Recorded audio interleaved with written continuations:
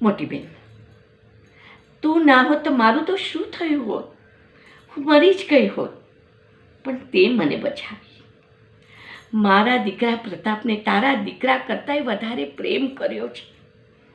તું અને કડભા મને એમ કહી દો ને કે ભાનુ, તારું માથું ઉતારીને આપી દે, તો આંખને પલકારે મારું માથું ઉતારી તારા પગમાં ભેટ કરી દઉં. પણ અહીં વાત મારા પ્રતાપની ખુશીની છે.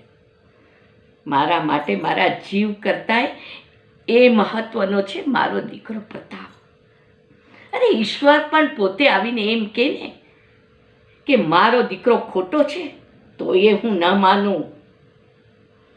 અરે નાની મોટી ભૂલ કરે, રજવાડી લોહી છે, એ લોહી તો ગરમ હોય, અને એ રાજાનું લક્ષણ છે.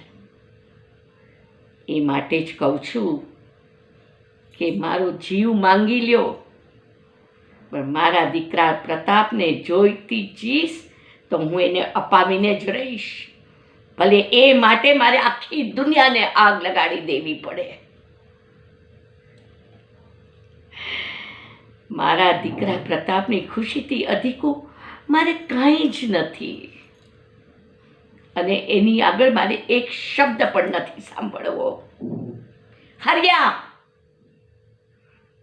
જો શેઠિયો મારા દીકરાની ખાર ખાવા આવ્યો છે ને, એને બાંધીને સોટી લગાવ. લોકો પણ જાણે કે કોણ રાજા છે અને કોણ પ્રજા. અને આ બા સાહેબનું ફરમાન છે.